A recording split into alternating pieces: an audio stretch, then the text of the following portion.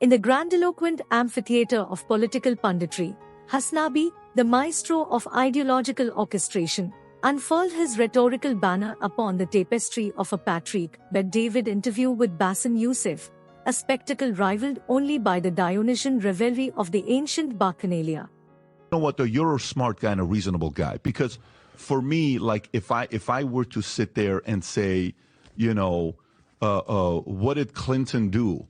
You know, I voted for Clinton.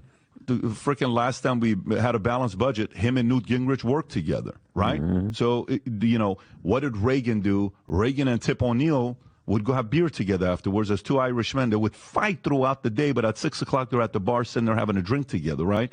You don't have to like the enemy. What? This is why this is a relatively popular podcast, bro. Because it's so stupid. It's just like, bro, he's just a liberal. Yeah, he's like, I mean, there's a tremendous amount of valuetainment that I'm getting out of this. And it's because he's such like a everyday common guy. Like his perspective is so like normal American median voter. It hurts my brain. Or somebody that maybe policy-wise you disagree with. You may say, I don't agree with them on pro-life, pro-choice. I don't agree with them on blah, blah, blah. I don't agree with them on this. But holy moly, the temperature was super low during Trump than we have today. Everybody that was talking about Biden's a sweet man, he's a unifier, he's this, he's that. Dude, we got like, it's almost a World War III. Categorically, we can't say it, but there's a world going on right now. Because he's supporting Israel. But so did Trump, though. Yeah, but Israel didn't do that act during Trump. And you know what Trump said about Netanyahu? Did you hear what Trump said about Netanyahu? Right. Can you pull up a clip about what Trump said about Netanyahu, where Trump said, after what happened with Qassem Soleimani, okay, you remember when he took out Qassem Soleimani, who was supposed to be like the next leader, he was the number 2 guy in Iran. He criticized Netanyahu and said he almost didn't trust him because when Netanyahu said he was going to be in it with him, he didn't. So the part about Trump is he doesn't have a problem Wait, you criticized Netanyahu? Your daughter's married to Kushner. What are you doing criticizing I don't know if that will be the same if it was like more of a massive... Wait, what? So? He just said his son-in-law is Jewish. That is literally like the same shit 4chan groypers say. What the fuck? That's awesome. That's so sick. Dude, I love these guys' brains. I'm having so much fun with this podcast. He just straight up said, dude, your son-in-law is Jewish. How can you criticize Netanyahu? Like military operation that's maybe happening because right it now. wouldn't happen under because like when you come on, a kind of like repercussion kind of like die very quickly. But this is like an ongoing for more than 3 months. So I don't know how would Trump would react. Are you a sports guy? It's funny because it's like, I'm so valuetained. I've never been more valuetained in my entire life. The idea that one, Trump is like following through on Israel's interests because his son-in-law is Jewish is the funniest argument. Okay? Like it's funnier than like what other anti-Semites say, because there's like an element of anger I experience when I look at like the list where they're like, look at all these Jews in positions of power. And it's like half of them aren't even Jewish. They're suspected Jews. The notion that it's like not even something like that, but specifically because he really likes his son-in-law. Yeah, man. That's why they did the Abraham Accords, because he really likes his son-in-law. It's cool. I like hearing new talking points. I like hearing new talking points like that. I'm not a valuetainer myself, but I think PBD was saying that because Kushner worked directly with Netanyahu for the Abraham Accords, but Trump obviously didn't give a shit. Yeah, but then he would say that separately. Yeah. What do you like? What sport? Basketball. You like the basketball? entire reason why Jared Kushner did the Abraham Accords is because that's his son-in-law. But overall, the goal for the Abraham Accords, which Joe Biden is literally following through on, was to completely sidestep the interests of Palestinians. Basketball. Yeah. You know what they say, you know, it's like sometimes like these teams like, you know, Baltimore Ravens or some of the teams like even back in the days, I don't know if you're a Detroit Pistons guy or if you're an old school basketball guy or not. A lot of the guys won because their defense was sick, right? They just had a sick defense. or you wouldn't come through the middle, or they just were freaking hovering all over. It was so annoying. Yeah, like the Jordan rules in Pittsburgh. Even I know the Baltimore Ravens is not a basketball team and is actually a football team. Why did he say that? That's right. The Jordan rules Pistons, right? So, sometimes, the best way to prevent a war is to have the fear you impose on everybody else where defense where it's like, you know what? Is this podcast better than JRE? No, I do think Joe Rogan fell off. I kind of love Patrick Bet-David now. Because, like, in all of the weird shit he says, there's still, like, a very jank style, like, genuine framework. Like, when I look at Tim Pool, I recognize immediately, like, this guy, he has a very different perspective. What you see is what you get with Patrick Bet-David. Like, he has a level of sincerity that Cenk also has, even though I have my disagreements with Cenk. I have my disagreements with Patrick Bet-David, but he has a level of sincerity. Joe Rogan, on the other hand, I feel like does not have that sincerity, and neither does Tim Pool. I think Joe Rogan used to have it, but lost that sincerity, actually, with, like, all the COVID mania. We're just not even going to get there. I don't even want to do anything under this guy. Do you think at this point, like, for example, case studies, you've been here since 2014, right? November 11, 2014. So do you think 10 years? You've been here 10 years. I came here November 28, 1990. Okay. And you come here like, okay, a senior, Bush senior. All right. Clinton. Huh. Interesting. Okay. Boom. Junior, GW. Interesting. Okay. Obama. Huh. There's a Trump. Huh. So now you got so many case studies, and then in life, you sit there and you say, socially, these are the issues that matter to me the most, right? If you and I were to start a country together, if you and I started a country together and we got 10 million people, okay, and we have an opportunity to attract another 10 million people to our country, what do you think the mothers and the fathers' number one priority is to come to a new country? Do you think it's Social Security? No. Bro, I have no idea what this guy is saying. He's awesome. He started off with, like, the best offense is actually a really solid defense. Like, that's what he said, right?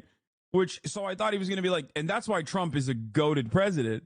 And he's just yapping away on, like, 11 different tangents. Now he's talking about immigration. You think it's Medicare? No. What do you think is number one? I would say the S word, right? Security and safety, let's just say, okay? A woman wants to feel safe around a man. A woman wants to feel... Oh, my God. Now he's doing some PUA. Yo, that's awesome. He's sick. Secure around a man, right? If the number one word... Bro, I think he's checked out. I've never seen this man more checked out. ...is the S word, especially the last 3 years. Do you think a lot of people in the last 3 years are sitting there reprioritizing their top reason to elect a president as somebody that's going to lower the temperature to not have war? Do you think America's kind of there today after all the... Yo, he took I'm not even kidding.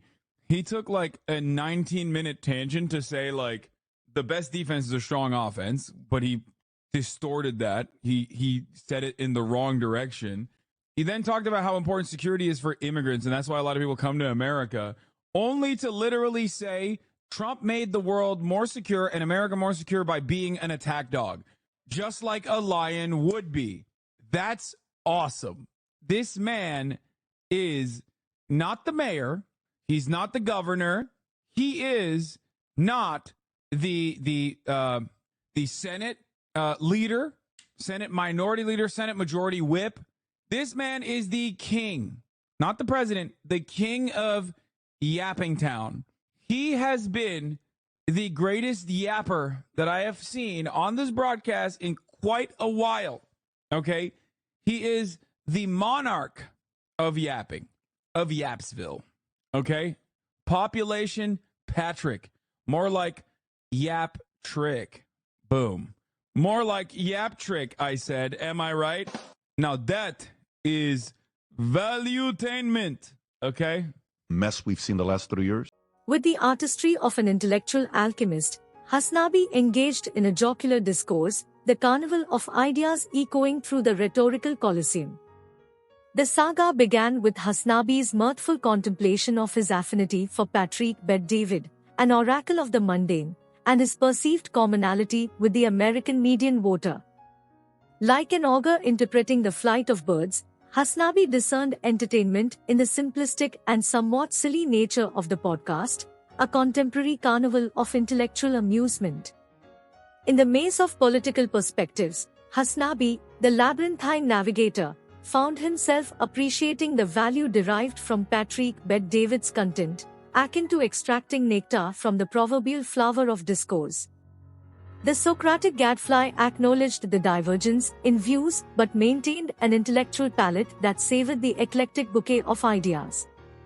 The geopolitical panorama unfolded as Hasanabi, the historical cartographer, juxtaposed Trump's stance on Israel against Biden's approach, navigating through the tempestuous seas of ongoing conflicts in the region. The attribution of Trump's support to familial ties, akin to decoding a Byzantine cipher, elicited amusement, revealing the intricate dance of narratives in the theater of political storytelling. Hasanabi's intellectual banquet, embellished with humorous commentary on new talking points, resembled a grand symposium of ideas. The rhetorical feast, a modern-day Socratic banquet, became a carnival of intellectual delights, each morsel seasoned with the spice of Hasanabi's witty commentary. The comparison of Patrick Bet-David's sincerity to that of podcast titans Joe Rogan and Tim Pool unfolded as a rhetorical triptych. Hasanabi, the discerning arbiter, discerned a genuine framework in Patrick Bet-David's discourse, a relic of sincerity in the pantheon of podcast hosts. The critique, veiled in humor, laid bare the potential erosion of sincerity, particularly within the realm of Joe Rogan's pandemic punditry. In the kaleidoscopic realm of political ideologies, the allure of Patrick Bet-David's Jim Bro politics to the right wing is akin to a magnetic force, pulling in the faithful like iron filings to a charismatic magnet. The enigmatic charm lies not just in the rhetoric but in the very essence of Bet-David's discourse, a melange of muscle-bound machismo and unabashed capitalist fervor. Bet-David's political gymnasium, a veritable colosseum of ideological weightlifting, becomes a hallowed ground for the right-wing faithful. The ethos of rugged individualism, akin to the legendary feats of Hercules, resonates with those who champion self-reliance and eschew the perceived encroachments of an overbearing state. The Jim Bro aesthetics, a visual symphony of biceps and barbells, become the heraldic insignia of this political arena. In the grand tradition of Spartan warriors, the right-wing faithful find solace in the visual prowess, a visual testament to the strength and vigor of their ideological champion.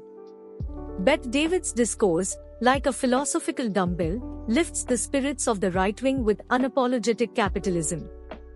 The free market, akin to an Olympian arena, becomes the battleground where ideas clash and compete, a laissez-faire coliseum where the strong survive and the weak are left to wither. The rhetoric, delivered with the gusto of a declaiming gladiator, becomes the sonic manifestation of right-wing tenets. The resonance lies not just in the words but in the very timbre of Bet-David's voice, a symphony that strikes the chords of conservative hearts, echoing the calls for limited government, personal responsibility, and a robust capitalist pantheon. The Jim Bro politics, a dialectical barbell of ideas, attracts the right wing with its unapologetic rejection of perceived liberal fragilities.